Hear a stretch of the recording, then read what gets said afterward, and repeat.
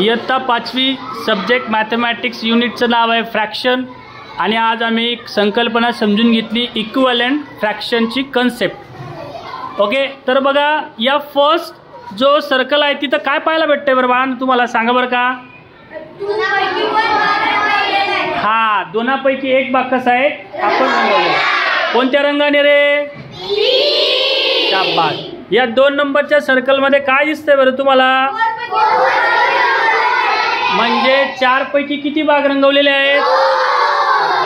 या 3 नंबरच्या याच्यात काय दिसतं रे. हा, उंच बोट करायचं. 6 पैकी किती भाग रंगवलेले आहेत. Very good. आणि या खालच्या किती पैकी. 8 पैकी 4 भागे रंगवलेले आहेत.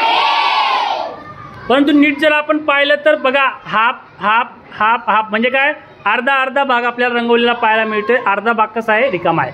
बघा याच्याशी काय संबंध आहे तर ते बघूया.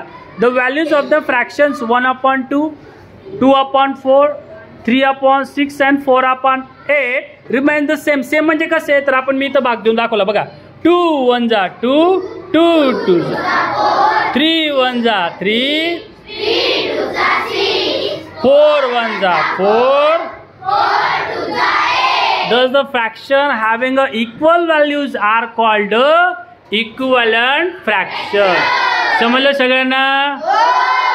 Any doubt, any problem? Any doubt, any problem? नक्की समजलं.